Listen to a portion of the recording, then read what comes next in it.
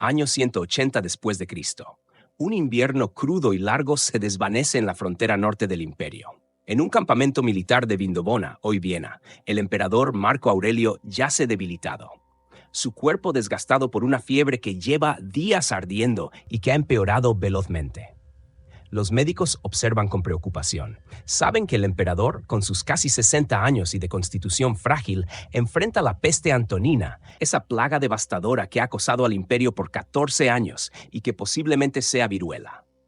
No hay esperanza de recuperación, pero Marco parece tranquilo, como si ya hubiera hecho las paces con su destino. Y es que, en cierto modo, ha pasado toda su vida preparándose para este momento. Su devoción al estoicismo le enseñó a contemplar la muerte con calma y razón. Para los estoicos, aprender a morir es, en esencia, liberarse de las ataduras. Este pensamiento no le llegó de forma natural. La vida le enseñó a fuerza de pérdidas y desafíos. Su padre murió cuando él era niño, lo que le imprimió una seriedad que rara vez abandonaría. A los 17 fue adoptado por el emperador Antonino Pío como sucesor en un plan de largo plazo ideado por Adriano, quien había visto en el joven Marco una sabiduría y grandeza insólitas. No obstante, Marco era reacio a dejar el hogar de su madre para trasladarse al palacio imperial. Bajo la tutela de Antonino, recibió una educación inigualable. Los mejores maestros de retórica y filosofía del imperio pulieron su mente, inculcándole principalmente los principios del estoicismo. Esos tutores se convirtieron en su familia. Al fallecer uno de sus mentores más queridos, Marco lloró con una intensidad tal que alarmó a los sirvientes, quienes intentaron contenerlo, preocupados de que sus muestras de dolor parecieran inadecuadas para un futuro emperador. Pero Antonino con sabiduría los detuvo. Déjenlo ser un hombre por una vez. Ni la filosofía ni el imperio suprimen los sentimientos humanos. Años después, cuando ya había perdido a varios de sus hijos, una profunda tristeza lo invadió nuevamente. Durante una audiencia pública, escuchó a un intercesor susurrar: «Benditos sean aquellos que murieron por la peste». Las palabras le atravesaron el alma y no pudo contener las lágrimas. Así era Marco Aurelio, un hombre formado por la filosofía, pero guiado también por una sensibilidad humana que ni el poder ni la razón lograron enterrar.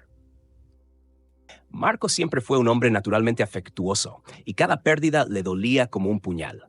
A lo largo de su vida buscó en los antiguos preceptos estoicos una forma de soportar la muerte de quienes amaba. Ahora, en sus últimos momentos, reflexiona sobre estos principios una vez más. Hace algunos años, la emperatriz Faustina, su esposa durante 35 años, falleció. Marco había vivido lo suficiente para enterrar a 8 de sus 13 hijos. 4 de sus hijas lograron sobrevivir, pero de sus 5 hijos varones, solo uno seguía con vida. Cómodo. La muerte parecía estar en todas partes. Bajo su reinado, millones de romanos habían sucumbido a la guerra o a la enfermedad. Ambas desgracias estaban interconectadas, ya que los campamentos de legionarios, especialmente en los fríos meses de invierno, eran un caldo de cultivo para los brotes de peste. El aire alrededor de Marco aún estaba impregnado del dulce aroma del incienso, que los romanos creían, en vano, que podía frenar el avance de la enfermedad. Durante años, aquel olor a humo e incienso le había recordado que vivía bajo la constante sombra de la muerte y que nada estaba garantizado al amanecer. No todos los infectados por la peste morían, pero el célebre médico Galeno había advertido que cuando las heces de las víctimas se tornaban negras, no había vuelta atrás, pues aquello indicaba un sangrado intestinal fatal. Tal vez por eso sus médicos sabían que Marco agonizaba, o quizás solo veían lo frágil que se había vuelto con el paso de los años. Durante toda su vida adulta, el emperador había sufrido dolores crónicos en el pecho y el estómago, con constantes episodios de enfermedad. Su apetito nunca fue el mejor, y ahora, en sus últimos días, rechazaba voluntariamente la comida y el agua, acelerando así su propio fin. Sócrates solía decir que la muerte es como un bromista enmascarado, un monstruo solo en apariencia que asusta a los niños pequeños. Para el sabio, sin embargo, al mirar bajo la máscara, descubre que no hay nada que temer. A lo largo de su vida, Marco Aurelio se había preparado para aceptar la muerte sin miedo. Ahora que la muerte está cerca, no le teme más que cuando era una lejana posibilidad. Así que pide a sus médicos que le describan con paciencia y detalle lo que ocurre en su cuerpo para contemplar sus propios síntomas con la frialdad de un filósofo natural. Aunque su voz ya es débil y las llagas en la boca y garganta le impiden hablar mucho, se esfuerza por escuchar. Pronto, el cansancio lo vence y les indica que se retiren. Quiere continuar con sus meditaciones en soledad. Ya solo percibe el sonido sibilante de su propia respiración. No se siente más un emperador. Solo es un anciano débil y enfermo. Gira la cabeza hacia un lado, hacia una pequeña estatuilla dorada de la diosa Fortuna junto a su cama. Al ver su propio reflejo en la superficie pulida, recuerda un ejercicio mental que le enseñaron sus tutores estoicos para aceptar su mortalidad. Al debilitar su mirada en el reflejo, trata de imaginar que quien lo observa de vuelta es uno de los emperadores muertos que lo precedieron. Primero imagina a su padre adoptivo, Antonino Pío, y luego a su abuelo adoptivo, el emperador Adriano. Incluso se atreve a imaginar que su reflejo adopta poco a poco los rasgos de Augusto, el fundador del imperio 2 siglos atrás. ¿Dónde están ahora?, se pregunta en silencio. Y él mismo susurra la respuesta: en ninguna parte, o al menos en ninguna parte de la que podamos hablar. La meditación lo adormece mientras reflexiona pacientemente sobre la mortalidad de sus predecesores. De todos ellos solo quedan huesos y polvo. Sus vidas, alguna vez ilustres, se han desvanecido en la memoria de las generaciones, que apenas retienen sus nombres como ecos de una era lejana. Cuando era niño, el emperador Adriano se convirtió en su amigo y juntos solían cazar jabalíes en el bosque. Ahora, en cambio, hay jóvenes oficiales bajo su mando para quienes Adriano no es más que un nombre en los libros de historia. Su figura real ha sido reemplazada por retratos y estatuas inanimadas. Antonino, Adriano, Augusto, todos ellos están muertos y ausentes por igual. Desde Alejandro Magno hasta el arriero más pobre, todos acaban yaciendo en el mismo suelo. Reyes y mendigos, al final, todos enfrentan el mismo destino. Este tren de pensamiento se ve interrumpido de golpe por un ataque de tos que le arranca un hilo de sangre y tejido de la úlcera en su garganta. El dolor y la fiebre compiten por su atención, pero Marco decide convertir todo esto en parte de su meditación. Se recuerda a sí mismo que pronto será solo otro de esos hombres muertos. En poco tiempo, su nombre será solo una línea en los libros de historia, y eventualmente incluso eso se desvanecerá. Así es como contempla su propia mortalidad, practicando uno de los muchos ejercicios estoicos que ha aprendido desde su juventud. Una vez que aceptamos la muerte como un hecho ineludible de la vida, anhelar la inmortalidad o soñar con cuerpos de acero o alas de pájaro se vuelve absurdo. Mientras nos aferremos a la verdad de que ciertos infortunios son inevitables, ya no tendremos por qué preocuparnos por ellos, ni anhelar lo imposible, siempre que seamos capaces de ver con la claridad de un cristal que es vano hacerlo. Puesto que la muerte es una de las certezas más grandes de la vida, para un hombre sabio, debería ser también una de las menos temidas. Marco comenzó su viaje filosófico a los 12 años, pero fue en sus 20 cuando se dedicó con fervor a convertirse en un estoico. Desde entonces, ha practicado sus ejercicios estoicos a diario, entrenando su mente y su cuerpo para obedecer a la razón. Poco a poco, se ha transformado tanto como hombre como regente, aspirando al ideal estoico. Ha tratado de desarrollar su propia sabiduría y resiliencia, modelándose a la imagen de los filósofos que le enseñaron y de otros grandes hombres que admiraba, entre ellos Antonino. Observó con atención cómo estos hombres enfrentaban diversas adversidades con dignidad serena, viviendo en conformidad con la razón y exhibiendo las virtudes cardinales: sabiduría, justicia, fortaleza y templanza. Sentían el dolor de la pérdida, pero no se dejaban vencer por él. Marco se había sentido desconsolado tantas veces y había practicado su respuesta a ello con tal frecuencia que ya no lloraba sin control. No preguntaba por qué ni cómo puede ser posible.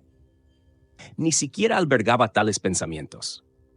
Ahora sostiene firmemente la verdad de que la muerte es una parte natural e inevitable de la vida. Ahora que ha llegado su hora, le da la bienvenida con una actitud filosófica. Hasta podría decirse que ha aprendido a ser amigo de la muerte. Aún derrama lágrimas y se lamenta por las pérdidas, pero lo hace como un hombre sabio. Ya no añade quejas a su dolor, sacudiendo el puño contra el universo. Simplemente acepta y comprende, encontrando paz en el ciclo de la vida. Desde que completó su diario de reflexiones filosóficas hace muchos años, Marco ha estado atravesando la etapa final de un viaje espiritual que ha durado toda su vida. Ahora, Mientras yace con dolor y malestar, sintiendo que el final se acerca, se recuerda a sí mismo con gentileza que ya ha muerto muchas veces a lo largo de su camino. Primero, como niño, experimentó su primera muerte al entrar al palacio imperial como heredero al trono, asumiendo el título de César tras la muerte de Adriano. Luego, después de la muerte de Antonino, tuvo que morir nuevamente al aceptar su papel como emperador de Roma. Abandonar Roma para comandar las legiones del norte durante la guerra marcomana significó otra muerte, una transición a una vida de conflicto y permanencia en tierras extranjeras. Ahora, como anciano, enfrenta su muerte no por primera vez, sino por última. Desde el momento en que nacemos, morimos constantemente, no solo con cada etapa de nuestra vida, sino también día tras día. Nuestro cuerpo ya no es lo que nuestra madre vio nacer, como él solía explicar. Nadie es la misma persona que era ayer. Reconocer esto hace más fácil soltarse. No podemos aferrarnos a la vida más de lo que podemos sujetar las aguas de una corriente torrencial. La vida es un flujo continuo, y al entenderlo, encontramos una paz serena en la inevitabilidad de nuestro destino. Ahora, Marco se siente más somnoliento y está a punto de quedarse dormido, pero se esfuerza por sentarse en la cama. Aún tiene asuntos que atender. Con un gesto firme, ordena a los guardias que convoquen a los miembros de su familia y a su círculo íntimo de cortesanos, los amigos del emperador, quienes han llegado al campamento para brindarle apoyo. Aunque su apariencia es frágil y ha luchado con enfermedades a lo largo de su vida, su resiliencia es legendaria. Ha estado al borde de la muerte en ocasiones anteriores, pero esta vez los médicos le han confirmado que es poco probable que sobreviva. Todos saben que el final está cerca. Se despide de sus seres queridos, sus yernos y sus 4 hijas sobrevivientes. Aunque desearía besarlas, la peste le obliga a mantener la distancia. A su lado, su yerno Pompeyano, su mano derecha y general en jefe durante las guerras marcomanas, lo acompaña con lealtad. También están presentes su amigo de toda la vida, Aufidio Victorino, otro de sus generales, junto a Brutio Presente, el suegro de Cómodo, y Cneo Claudio Severo, un amigo cercano y filósofo. Se agrupan en torno a su lecho con rostros serios y preocupados. Marco enfatiza la importancia de cuidar bien de Cómodo, su único hijo sobreviviente, quien ha sido su coemperador aprendiz durante los últimos 3 años. Aunque ha asignado a los mejores maestros para su educación, su influencia se ha desvanecido. Cómodo se convirtió en emperador a los 16 años, mientras que Marco tuvo que esperar hasta los 40. Los jóvenes regentes, como Nerón, suelen corromperse con facilidad, y Marco puede ver que su hijo ya está rodeado de malas compañías. Le pide a sus amigos, especialmente a Pompeyano, que se aseguren de que la educación moral de Cómodo continúe, como si fuera su propio hijo. Marco había nombrado a Cómodo su heredero oficial, otorgándole el título de César a la edad de 5 años. También había designado a su hermano menor, Marco Annio Vero, como César, pero este murió poco después.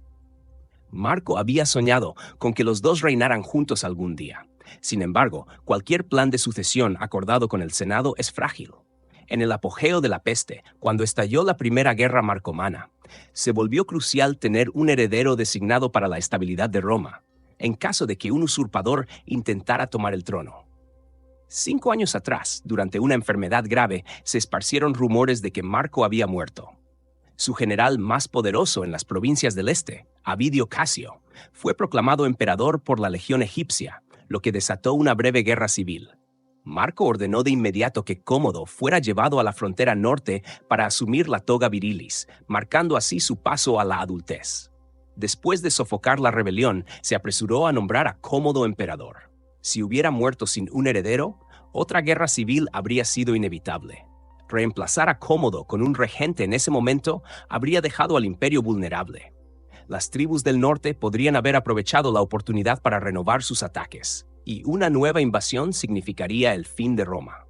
Su mayor esperanza radica en que Cómodo siga la guía de sus maestros y consejeros de confianza. Sin embargo, su hijo es influenciado por una multitud de parásitos que le instan a regresar a Roma. Mientras esté con el ejército, bajo la atenta mirada de Pompeyano, hay esperanzas de que aprenda a reinar con sabiduría. Pero, a diferencia de su padre, Cómodo no muestra interés en la filosofía. En medio de la conversación, Marco se desploma repentinamente y pierde la conciencia. Algunos de sus amigos se alarman y comienzan a llorar, pensando que ha muerto, pero los médicos logran reanimarlo. Cuando Marco observa los rostros de sus afligidos compañeros, en lugar de temer por su propia muerte, su atención se centra en ellos. Los ve llorar por él, tal como él había llorado por su esposa, sus hijos y tantos amigos y maestros que ha perdido a lo largo de los años. Ahora que es él quien se enfrenta al final, las lágrimas de sus amigos le parecen innecesarias. ¿Qué sentido tiene lamentarse por lo inevitable y lo que está fuera del control de cualquiera? Para él, es más importante que, con calma y prudencia, preparen la transición para el reinado de Cómodo. Aunque apenas tiene fuerzas, todo le parece más claro que nunca. Quiere que quienes lo rodean recuerden su propia mortalidad, que acepten sus implicaciones y comprendan su importancia. Con voz suave susurra: ¿por qué lloran por mí en lugar de pensar en la peste y en la muerte, que es lo que todos tenemos en común? Un silencio profundo envuelve la habitación mientras sus palabras calan hondo. Los sollozos cesan y nadie sabe qué decir. Marco sonríe y con un gesto débil indica que pueden retirarse. Así se despide. Si me conceden el permiso de partir, entonces me despediré y me adelantaré. A medida que la noticia de su estado se difunde por el campamento, los soldados expresan su dolor con gran intensidad. Lo quieren mucho más de lo que les importa su hijo, Cómodo. Al día siguiente, Marco despierta temprano, sintiéndose extremadamente frágil y agotado. Su fiebre ha empeorado. Al darse cuenta de que estas son sus últimas horas, convoca a Cómodo. La serie de guerras contra las tribus hostiles de germanos y sármatas, que Marco ha librado durante casi una década, está llegando a su fin. Le insta a que dé un cierre satisfactorio a la campaña, asuma el mando del ejército, persiga a las últimas tribus enemigas hasta que se rindan y supervise las complejas negociaciones de paz que ya están en marcha. Le advierte que, si no permanece en el frente, el Senado lo considerará un traidor después de haber invertido tanto en las prolongadas guerras y de que tantas vidas se hayan perdido en batalla. Sin embargo, a diferencia de su padre, a Cómodo le aterra profundamente la muerte. Al mirar el cuerpo marchito de su padre, no se siente inspirado a seguir su ejemplo virtuoso. En cambio, experimenta repulsión y miedo. Se queja de que permanecer entre las legiones en el norte lo expone a la peste y anhela regresar a la seguridad de Roma. Marco le asegura que pronto, como único emperador, podrá hacer lo que desee, pero le ordena esperar unos días más antes de irse. Sintiendo que su hora se acerca, Marco ordena a los soldados que protejan a Cómodo para que el joven no sea acusado de haber asesinado a su padre. Solo puede esperar que sus generales convenzan a Cómodo de renunciar a su imprudente deseo de abandonar la frontera norte. Marco ha escrito que nadie es tan afortunado como para no tener a uno o dos individuos junto a su lecho de muerte que reciban su deceso con satisfacción. En su propio caso, como emperador, puede pensar en cientos de personas con valores que chocan con los suyos, quienes estarían más que felices de verlo muerto. Ellos no comparten su amor por la sabiduría y la virtud y desprecian su visión de un imperio que prioriza la libertad de sus ciudadanos. No obstante, la filosofía le ha enseñado a estar agradecido por la vida y a no temer a la muerte, como una aceituna madura que cae de una rama, agradecida tanto al árbol que le dio vida como a la tierra que acogerá su semilla al caer. Para los estoicos, la muerte es solo una transición natural que regresa nuestro cuerpo a la fuente de la que provino.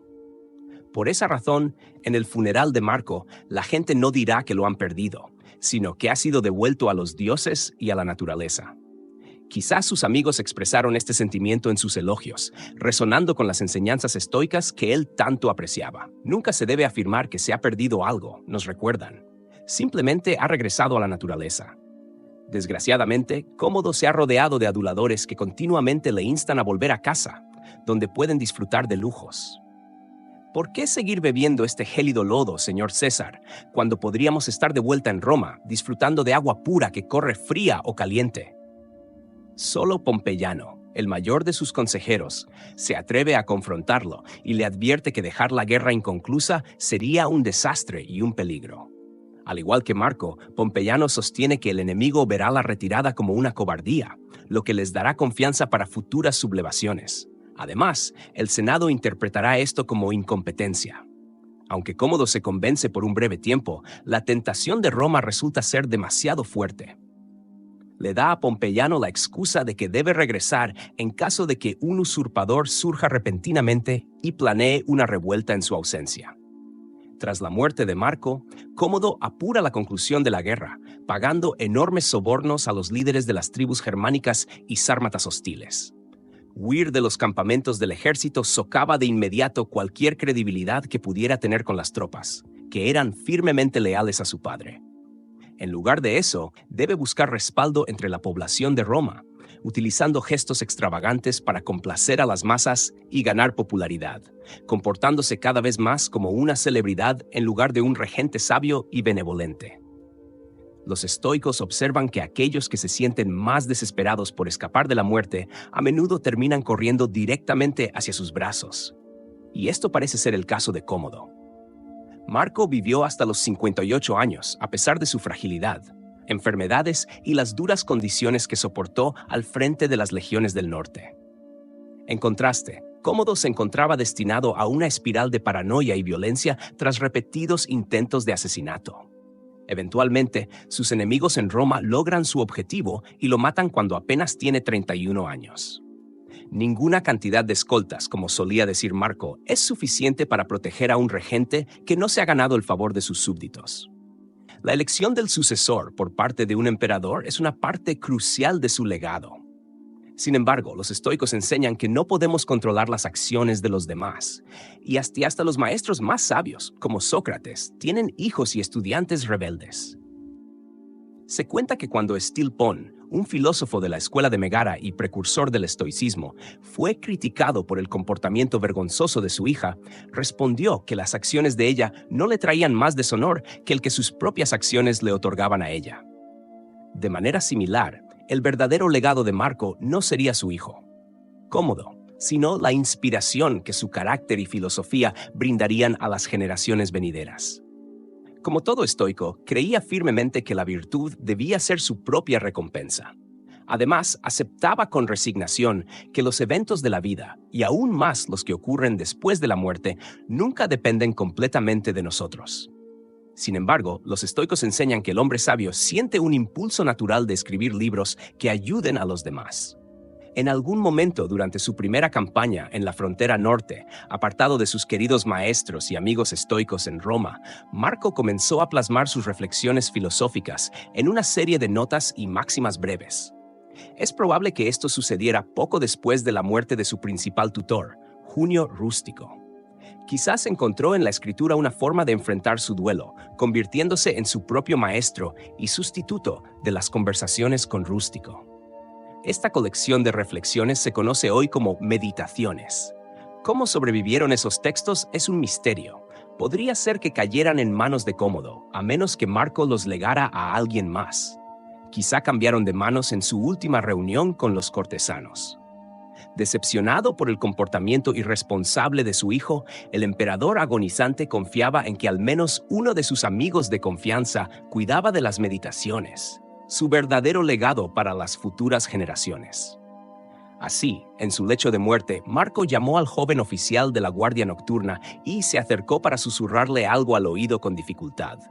Luego, agotado, cubrió su cabeza con una sábana y cayó en un profundo sueño, falleciendo en calma durante la 7ª noche de su enfermedad. A la mañana siguiente, sus médicos anunciaron la muerte del emperador y el campamento se sumió en un estado de angustiosa confusión. En cuanto la noticia se esparció, los soldados y los ciudadanos llenaron las calles, desbordando en llanto. Según Herodiano, un historiador romano que presenció de primera mano el reinado de Cómodo, todo el imperio lloró como un solo coro al enterarse de la muerte de Marco. Todos lamentaban la pérdida de su bondadoso padre, noble emperador, valiente general y regente sabio y moderado. Y, en opinión de Herodiano, cada hombre decía la verdad. A medida que el bullicio en el campamento crecía, los nerviosos guardias se dirigieron a su tribuno. ¿Qué dijo? El oficial los miró, como si estuviera a punto de hablar, pero se detuvo un momento, arrugando el ceño, perplejo. Finalmente, transmitió el mensaje del emperador fallecido. «Vayan al sol naciente», dijo, «pues yo ya anochezco». Marco Aurelio fue el último estoico célebre del mundo antiguo. pero la historia del estoicismo comenzó casi 5 siglos antes de su muerte, y su origen se halla en un naufragio. Zenón de Sitio, un joven y adinerado comerciante fenicio de la isla de Chipre, estaba transportando su valioso cargamento de tinte púrpura a través del Mediterráneo